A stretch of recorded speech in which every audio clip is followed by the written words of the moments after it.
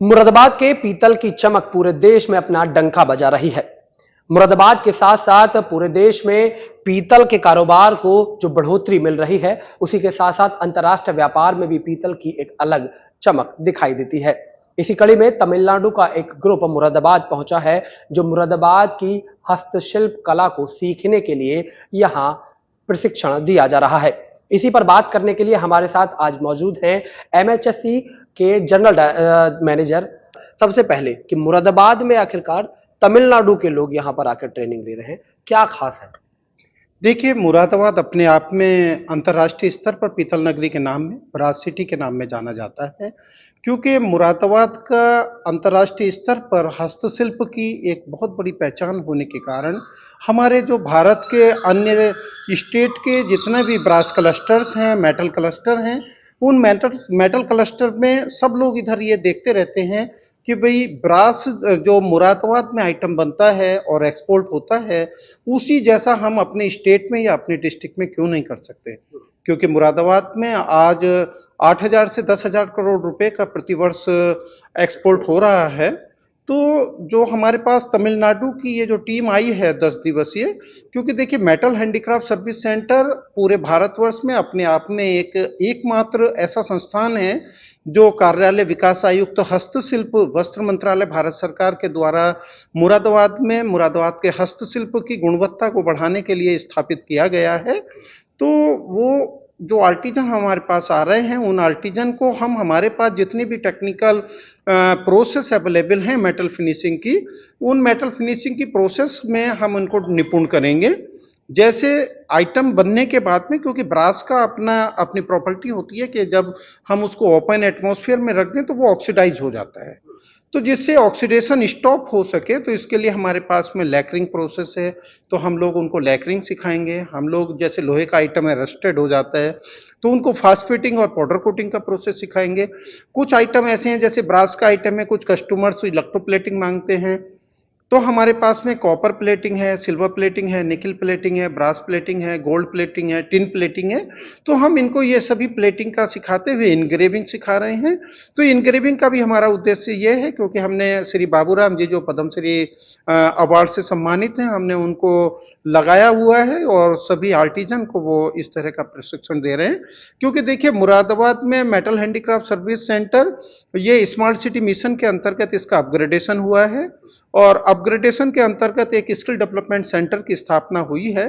क्योंकि हमारा उद्देश्य एमएचएससी को आगे चल करके Indian institute of handicraft technology में कन्वर्ट करने का है, ताकि मुरादाबाद के साथ साथ में अन्य क्षेत्रों के जो निर्यातक हैं उनको एक कुशल कारीगर मिल सके और हमारा भारत का जो हस्तशिल्प है वो अंतर्राष्ट्रीय स्तर पर लगातार अपनी एक नई पहचान बनाता चले।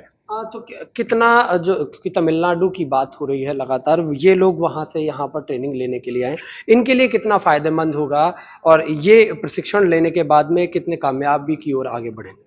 देखिए, जो अभी हमारी इनसे बात हुई है, क्योंकि जो तमिलनाडु से ये तीन जगह के 3 शहरों के क्लस्टर से यहाँ पर आर्टिजन आए हैं। तो इन आर्टिजन को सबसे बड़ा फायदा ये होगा, क्योंकि वहाँ पर अभी जो जितना भी ये हैंडीक्राफ्ट के आइटम बना रहे हैं, उनको मेटल फिनिशिंग प्रोसेस नहीं करते हैं। तो हम यहाँ पर इनको लैकरिंग प्रोसेस सिखाएंगे।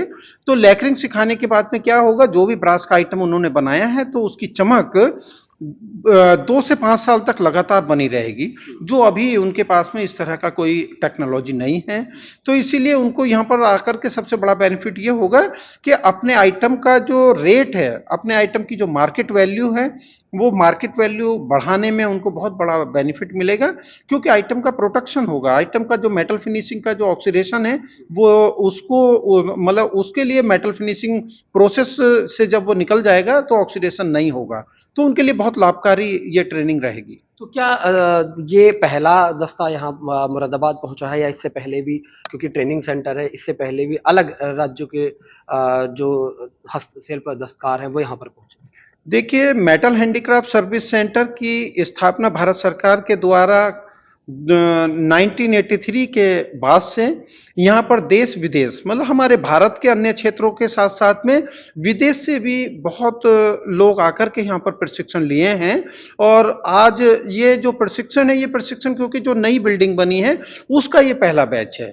मगर मेटल हैंडीक्राफ्ट सर्विस सेंटर जो उत्तर प्रदेश का हमारा एक जनपद एक उत्पाद है, उसमें लगातार मतलब 4 वर्षों से लगातार प्रशिक्षण दे रहा है। इस बार भी मेटल हैंडीक्राफ्ट सर्विस सेंटर ने 400 आर्टिजन्स को मुरादाबाद में और 200 आर्टिजन को मिर्जापुर में प्रशिक्षित किया है।